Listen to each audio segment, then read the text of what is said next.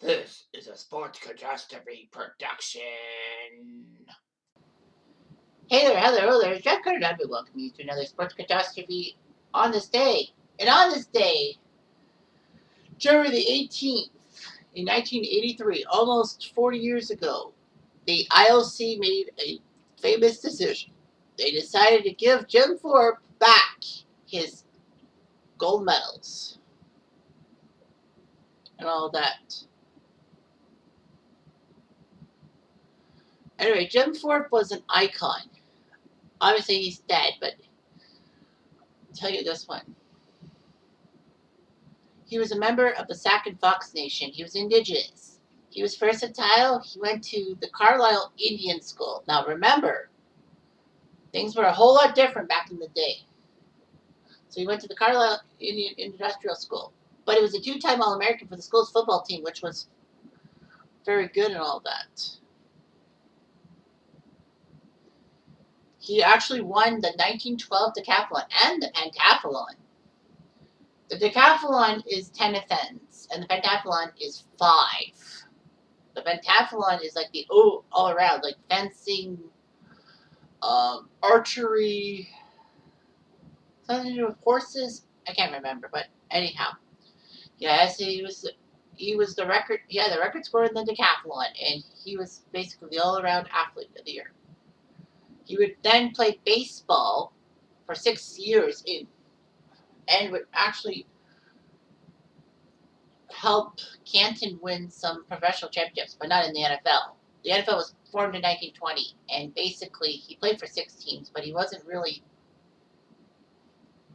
a superstar with anyone.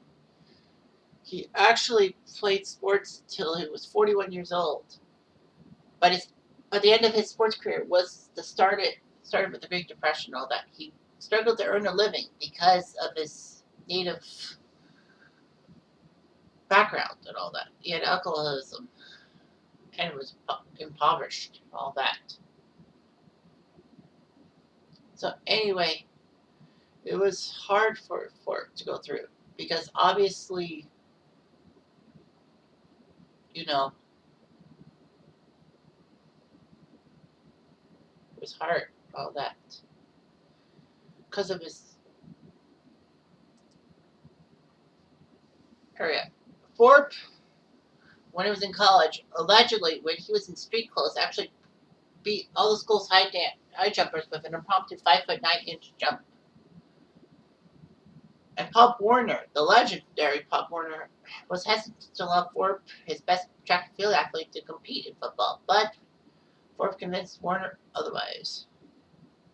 Thorpe was known for his bravado and his great efforts. In fact, he was, as a running back, defensive back, kicker, and punter, all in one. And people say you can't do 2 positions at once. Thorpe helped score all his team's points as Carlisle shocked Harvard, who were one of the best teams in the world at the time. So basically, the Olympics, he looked good and all that.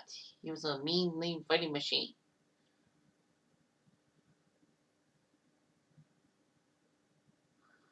Thorpe did not do as well, but he did pretty good. The decathlon and pentathlon, he was number 1 and all that. Ironically, Thorpe actually had someone stole his shoes before he was due to compete, so he found a mismatched pair of replacements, and he still won the whole thing and all that.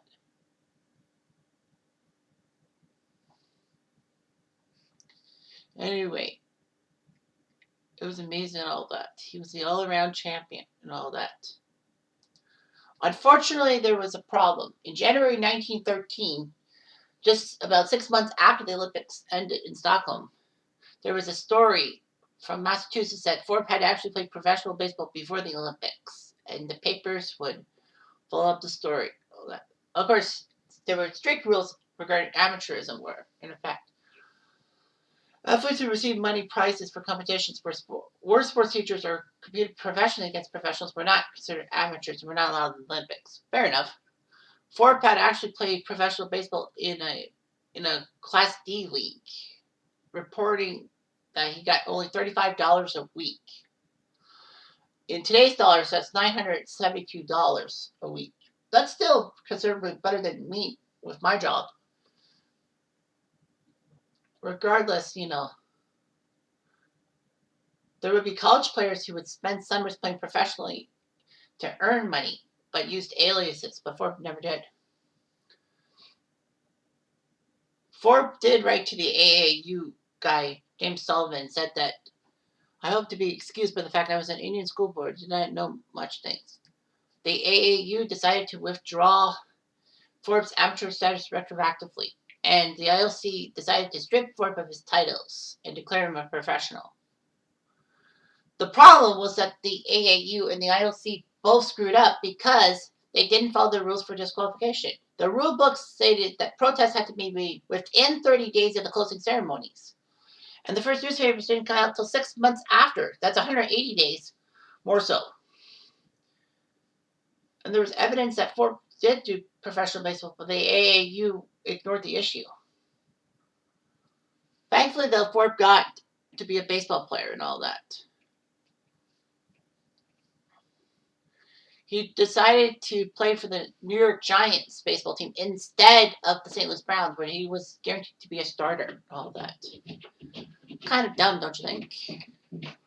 Anyway, Forbes would play for the New York Giants in 13, 14, and 15, and in 1917. Also with the Reds, the New York came back to the Giants for 1918-19 and played for Boston Break. But, of course, he was a great football player, and he married 3 times, having 8 children and all that.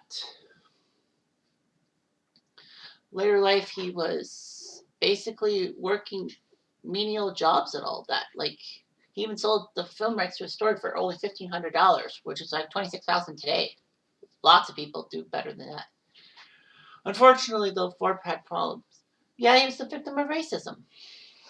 All that because his parents were both half Caucasian, was raised as a Native American. And, his accomplishment is athletic peace where there was severe racial inequality. And a lot of people thought that the athletic officials stripped him because of his ethnicity and all that. Citizenship wasn't even granted to all American Native Indians till 1924. The U.S. government didn't do enough to help the natives. Obviously, this is the time of the day, and unfortunately, there have been some issues, especially in Canada. Regardless, there was a lot of people who thought that there was suspicion that there was one person who kept denying Jim Thorpe of getting his medals back, and that was Avery Brundage and all that. The U.S. Olympic officials said no to that. However, the author Robert Wheeler helped Thorpe get his Olympic medals back. Well, obviously Thorpe died in 1953, but 30 years later, some of his children got it. And the U.S. Congress supported the Jim Thorpe Foundation, which was to get the medals back. All that. So it worked out. At the ceremony January 18th, 1983, 2 of Thorpe's children were given the medals and all that. Thorpe's original medals were in museums, but they were stolen and have never been recovered. All that.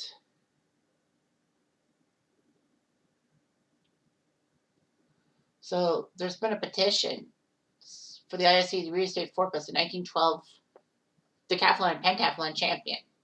The ISC hasn't recognized it yet, but I think they will soon. But of course, everyone figures that, Jim Thorpe just had bad luck. The fact of the matter is that with Avery Brundage, he was controversial enough. Like, the guy freaking was possibly called a Nazi sympathizer. People thought he was a Nazi sympathizer. And basically, he hated professionalism. I mean, the guy had a point, but, honestly, what can you do about Jim Thorpe?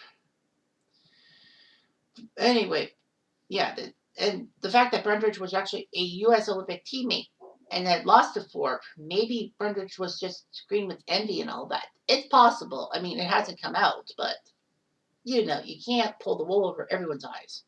So Jim Thorpe was blacklisted in a sense. And that's what happens. But anyway, blame Brundridge all you want. The fact is, Thorpe got his medals back, although way too late. Anyway, I'm Jeff Diamond. I do.